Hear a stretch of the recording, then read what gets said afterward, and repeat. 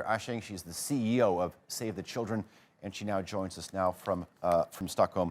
Inger, good to have you on the show. First off, happy Children's Day. Unfortunately, not a very happy outlook when you look at the numbers. Since 2005, there have been more than 250,000 violations against children.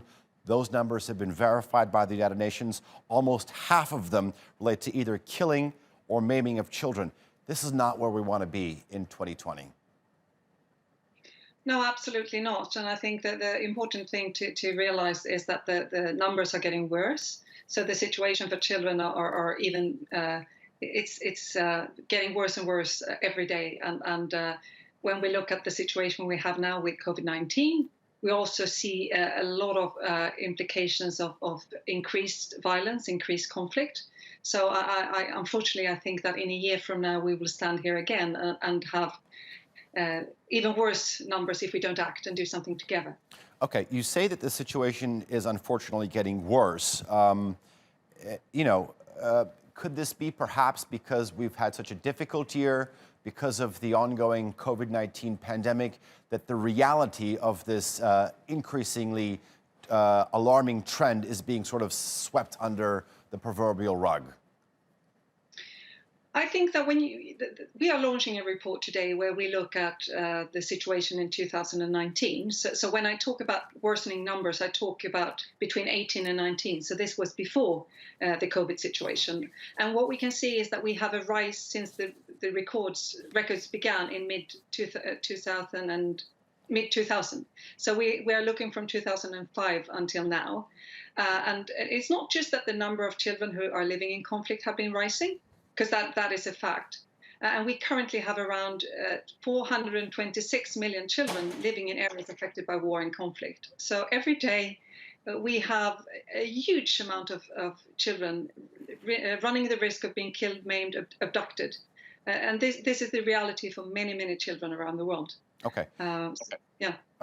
Let's talk about your most recent report.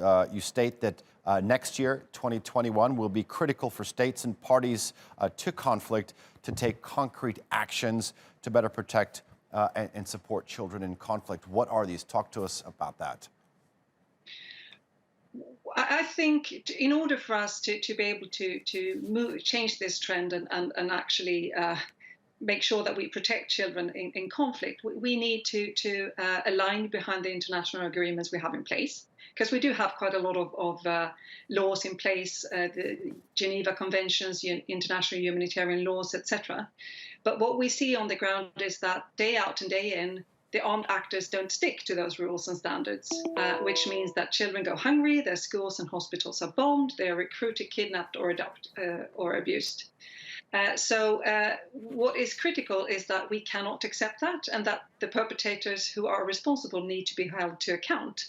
And we need governments and non-state actors to join up and stand behind this together.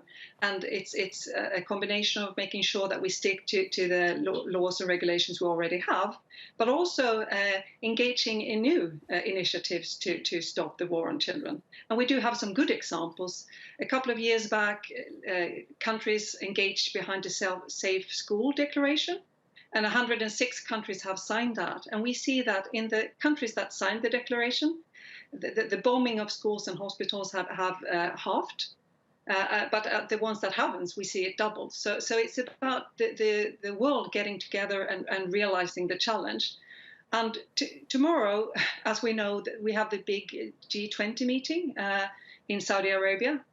And we have the world's more powerful and influential leaders gathering. And at the same time, just a day's drive away, millions of vulnerable children in Yemen don't know when they will get their next meal or if they will survive the next airstrike. So this is the time to act and to put actions behind the words. Right, and what a better day to realize the realities and take on the challenges. All right, Inger Ashing, the CEO of Save the Children, thank you very much for joining us here on the NewsHour. I do appreciate it.